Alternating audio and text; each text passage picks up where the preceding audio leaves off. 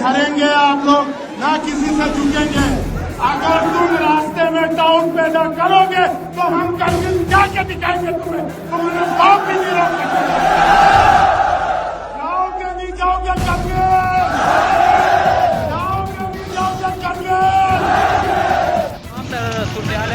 दारुल हुकूमत मुजफ्फराबाद की, जहाँ पर पुलिस की जानिब से मुजाहिरीन को भगाने की कोशिश की गई है।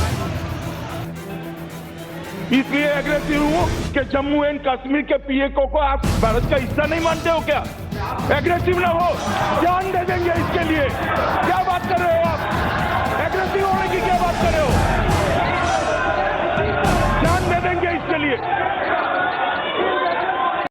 जान दे देंगे इसके लिए। ये इंडिया के होम मिनिस्टर थे 2019 में, जब कश्मीर से आर्टिकल 370 को हटाया गया था, तब उनका ये स्टेटमेंट आया था। अब उस स्टेटमेंट से ये साफ साफ हो गया था कि इंडिया का आज भी जो क्लेम है पाकिस्तान ऑक्यूपाइड कश्मीर के ऊपर, पीओके के ऊपर, वो आज भी उतना ही स्ट्रोंग है जितना पहले था। और आर्टिकल 370 हटने के बाद हमारा जो क्लेम है वो और स्ट्रोंग हो गया है।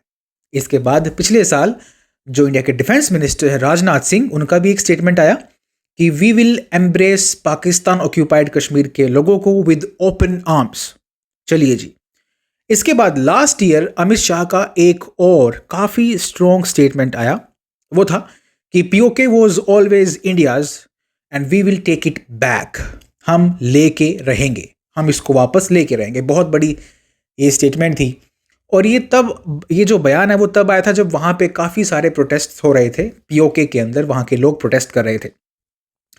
तो ये इन बयानों से साफ है कि इंडिया का इंटरेस्ट पीओके में ख़त्म नहीं हुआ है, कम नहीं हुआ है। इनफैक्ट गवर्नमेंट का ये ऑफिशियल स्टांस है कि एक दिन हम इसको वापस लेके रहेंगे।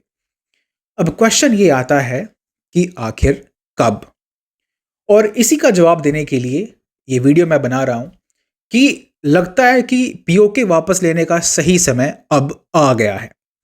पाकिस्तान के चारों ओर जो अभी कंडीशंस हैं उसको देख के लगता है कि 2025 में शायद पीओके को आज़ादी मिल जाए और वो इंडिया का हिस्सा बन सकता है, अगर इंडिया में पॉलिटिकल विल है उस चीज़ की। क्योंकि जो हालात अभी बन रहे हैं पाकिस्तान के वो कुछ ऐसे ही हैं।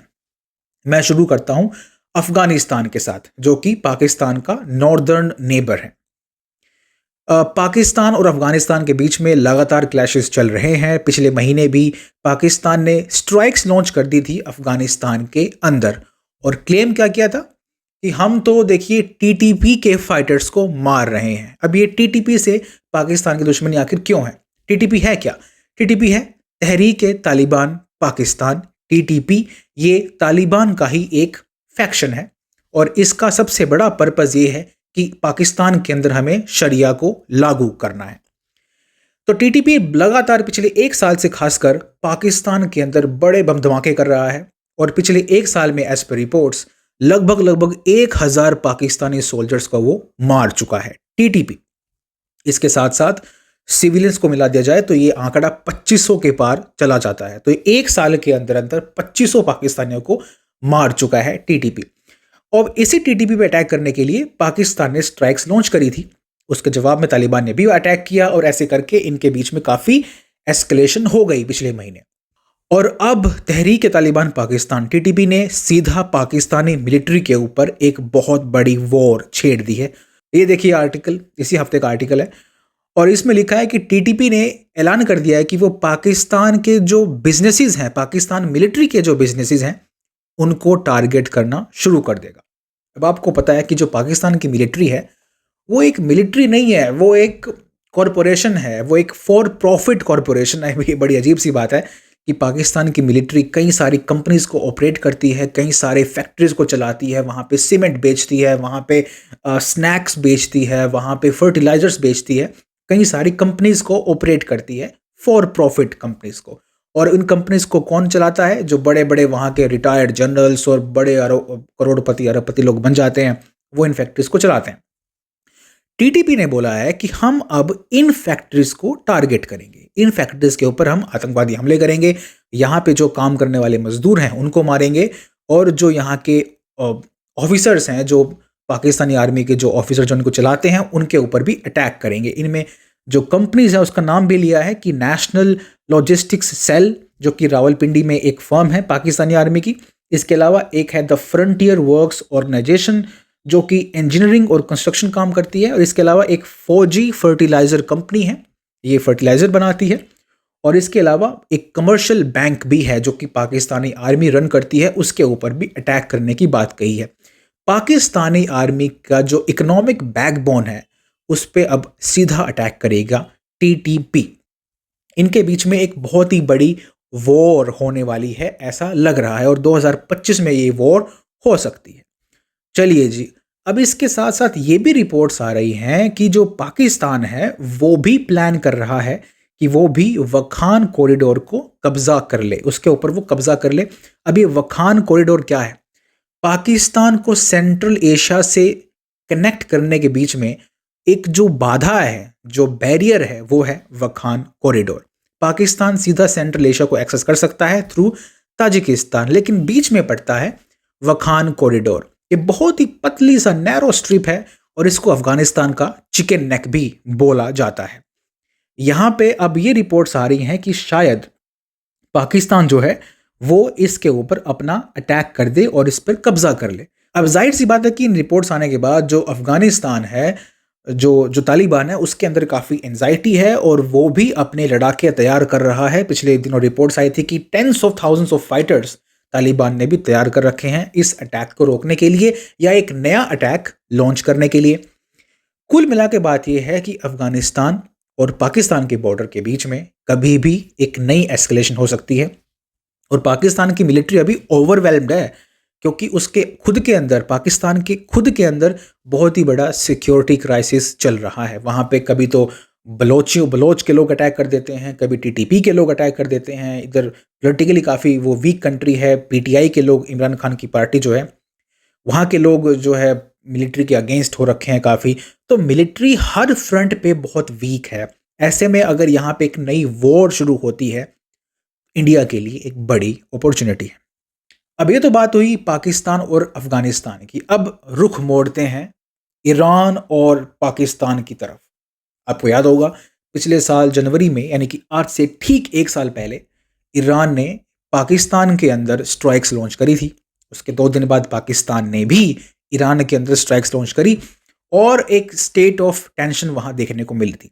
वो ऐसा हुआ क्यों था उसको भी आप देख लेते हैं। इसके जो at the centre of this whole controversy was Baloch insurgency. Baloch जो एरिया है वो 3 कंट्रीज के बीच में डिवाइडेड है, ईरान, अफगानिस्तान और पाकिस्तान। और यहाँ से आपको समझना पड़ेगा कि आखिर क्यों बलोच के इशू पे आके हमेशा पाकिस्तान और ईरान के बीच में टेंशन्स देखने को मिलती हैं। जो ईरान है वो पाकिस्तान पर आरोप लगाता है कि तुम हमारे जो आतंकवादी हैं उनको तुम पनाह देते हो। और आतंकवादी कौन है? वो है जैश उल अदल। जैश उल अदल जो है वो एक सुन्नी ग्रुप है, बलोच ग्रुप है, और वो पाकिस्तान के अंदर उसके हाइड आउट्स हैं। ये ग्रुप बार बार ईरान में जाता है और ईरान के लोगों को वहाँ किडनैप कर देता है। ईरानी जो रेवोल्यूशनरी गार्ड्स हैं, IRGC, उनके लोगों को मार के आता है और वापस पाकिस्तान में आके शरण ले लेता है। ठीक है, ईरान उसको, पाकिस्तान को बोलता है कि भाई तुम्हारे वहाँ पे हमारे आतंकवादी जाकर शरण लेते हैं। चलिए जी, ये तो हो गया जैश उल अदल का मैटर। इसके अलावा पाकिस्तान जो है वो भी ईरान के ऊपर ऐसे ही आरोप लगाता है कि तुम जो है BLA और BLF को तुम जो है अपने वहाँ पे शरण देते हो। BLA क्या है? Baloch liberation army. इसका जो पर्पज़ है वो है कि पाकिस्तान से हमें पाकिस्तानी गवर्नमेंट को बाहर निकालना है, वहाँ से पाकिस्तानी सोल्जर्स को बाहर निकालना है, चाइनीज़ लोगों को बाहर निकालना है और अपनी अलग कंट्री बनानी है। एक तरीके से आप देखा जाए, पाकिस्तान बोलता है कि ईरान वालों तुम BLA और BLF यानी कि बलोच लिबरेशन फोर्स को तुम सपोर्ट करते हो, जबकि जो ईरान है वो आरोप लगाता है पाकिस्तान के ऊपर कि तुम जैश उल अदल को सपोर्ट करते हो। तो दोनों जो ग्रुप हैं, BLA, BLF और जैश उल अदल, ये दोनों बलोच ग्रुप ही हैं। फ़र्क बस इतना है कि दोनों कंट्रीज इनको आपस में एक दूसरे के अगेंस्ट यूज़ करती हैं। तो ये प्रॉक्सी वॉर है जहाँ पे ईरान का एलाई है BLA और BLF और पाकिस्तान का एलाई है जैश उल अदल। इसके अलावा ये भी कुछ रिपोर्ट्स हैं कि ईरान ने BLA के साथ एक डील कर रखी है कि तुम हमें जैश उल अदल से बचाओ और हम तुम्हें यहाँ पे सपोर्ट करेंगे, हम तुम्हें फंडिंग भी देंगे, हम तुम्हें जो है यहाँ पे पनाह भी देंगे अपने यहाँ पे। तो ये इनकी एक डील की भी काफ़ी रिपोर्ट्स आती हैं। तो अपनी अपनी सेटिंग सबने कर रखी है। ईरान ने BLA के साथ, BLF के साथ, पाकिस्तान ने जैश-उल-अदल के साथ। इसी की वजह से यहाँ पे कांस्टेंट टेंशन्स देखने को मिलती हैं और इसलिए इनके बीच में कभी भी जो पीस है वो नहीं हो सकता। और एज आई सेड कि ईरान जो है एक रेवोल्यूशनरी पावर है, वैसे भी इसको स्टेटस को चेंज करना है तो यहाँ पे ये स्टेटस को मेंटेन नहीं करेंगे ईरान वाले। तो अगेन ये बलोच और जो मैंने कहा कि ईरान एक रेवोल्यूशनरी पावर है, ये दो फैक्टर्स ऐसे हैं जिसकी वजह से ईरान और पाकिस्तान के बीच में जो टेंशन्स हैं वो हमेशा रहेंगी। तो माई पॉइंट इज कि अभी ईरान पाकिस्तान बॉर्डर पे भी शांति नहीं होने वाली और पाकिस्तान अफगानिस्तान बॉर्डर पे तो शांति छोड़े, वहाँ तो एक नई वॉर भड़कने के चांसेस हैं। इसलिए जो है मैं कह रहा हूँ कि अभी सही वक्त है कि इंडिया को अगर POK वापस लेना है तो अभी वो अटैक लॉन्च करके या कहिए कि जो भी आपको करना है पॉलिटिकल विल दिखा के we can take back POK as said by Amit Shah on several occasions. अब आते हैं तीसरे इशू पे कि चलिए हमने अटैक तो कर दिया, वहाँ पे हमने कब्जा भी कर लिया, क्या POK के लोग क्या हमें अपनाएंगे? क्या वो इंडिया को एक्सेप्ट करने के लिए रेडी हैं और वो क्या करेंगे ओवर पाकिस्तान? उसके लिए मैं आपको कुछ वीडियोस दिखाता हूँ। पिछले साल POK के अंदर काफ़ी बड़े लेवल पर प्रोटेस्ट देखने को मिले थे और वहाँ के लोग जो है करप्शन से, बेसिक इंफ्रास्ट्रक्चर वहाँ पे नहीं है, रोड्स नहीं है, बिजली नहीं है, पानी नहीं है और वहाँ पे जॉब्स नहीं है, एम्प्लॉयमेंट अपॉर्चुनिटीज़ नहीं है, इसलिए वहाँ के लोग सड़कों पर आ गए थे। पिछले साल की बात है, आपने बहुत सारी वीडियोस देखी होंगी जहाँ पे वहाँ के जो नेता हैं वो ये कह रहे हैं कि हम कारगिल की तरफ चल जाएंगे अगर हमको सपोर्ट नहीं मिला पाकिस्तान की तरफ से। तो कारगिल की तरफ जाने का मतलब क्या है कि वो इंडिया को एक्सेप्ट कर लेंगे, इंडिया में जाके शामिल हो जाएंगे। ये आप देखिए वीडियोस। किसी से डरेंगे आप लोग, ना किसी से झुकेंगे। अगर तुम रास्ते में डाउट पैदा करोगे तो हम कारगिल जाके दिखाएंगे तुम्हें, तुम्हारे बाप भी नहीं रोक सकते। जाओगे नहीं जाओगे कारगिल, जाओगे नहीं जाओगे कारगिल। इन दहशतगर्दों को रास्तों से हटाओ। मेरे पास 2 FIR है, जो आगा के ऊपर जाली FIR की उसका नंबर 104-23 और उसके अलावा एक और जमीनी मामला पे किसी पे FIR हुई उसका नंबर भी 104-23। तो हमारी इधर बैठी हुई काली भेड़े हमारी इस आवाम को क्यों भड़का रही है? सच बताओ, क्या क्या दफा तुमने हमारे आगा के ऊपर लगाए हैं? खुदा की कसम, अगर तुमने किबला आगा बाकिर अल हुसैनी को गिरफ्तार करने की कोशिश की, ना हम रहेंगे ना फिर तुम रहोगे। हमारे खून में सहूलतकारी है, ना सहूलतकारी करेंगे, फिर करगिल का रास्ता दरवाजा तोड़ के करगिल जाएंगे। जाओगे नहीं जाओगे। तो इन वीडियोस का मतलब यही है कि पाकिस्तान ऑक्यूपाइड कश्मीर के लोग भी अब इंडिया को एक्सेप्ट करने के दहलीज पे खड़े हैं, उनको बस एक मौका चाहिए। और हो भी क्यों ना, जब वो देखते हैं कि इंडिया के कश्मीर में जो अभी इंडिया के पास है वहाँ पे डेवलपमेंट हो रही है, वहाँ पे दुनिया का सबसे ऊंचा रेलवे ब्रिज बनाया जा रहा है, रोड कनेक्टिविटी इंप्रूव हो रही है, रेलवे ट्रैक्स बिछाए जा रहे हैं, कश्मीर को इंडिया की पूरी मार्केट का एक्सेस मिला हुआ है। तो वहाँ के लोग, जब टूरिज्म बढ़ेगा, ट्रेड बढ़ेगा, तो ऑफ कोर्स वहाँ के लोगों की आमदनी बढ़ेगी, वहाँ के लोगों का इकोनॉमिक जो स्टेटस है, जो क्लाउड है, वो बढ़ेगा। और जब बॉर्डर पार के लोग देखते हैं इन चीज़ों को, POK के लोग जब देखते हैं, तो उनको लगता है कि यार हम भी क्यों ना इस जर्नी का हिस्सा बने, हम भी क्यों पाकिस्तान के साथ हम क्यों सड़ें जब हमारे पास ये अच्छा मौका है ठीक हमारी आंखों के सामने। तो तीनों फ्रंट पे पाकिस्तान अभी बहुत वीक है। POK के खुद के लोग पाकिस्तान को डिच करने का पूरा मूड बना चुके हैं।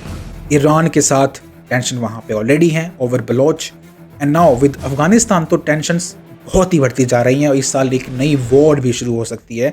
ये अच्छा मौका है इंडिया के लिए 2025 में। क्या गवर्नमेंट ऑफ इंडिया ये विल दिखा पाएगी, पॉलिटिकल विल दिखा पाएगी कि वो लोहा गर्म है, क्या वो हथौड़ा मार पाएगी? आज के लिए बस इतना ही, जल्दी मिलेंगे नेक्स्ट वीडियो में। Thanks for watching outright.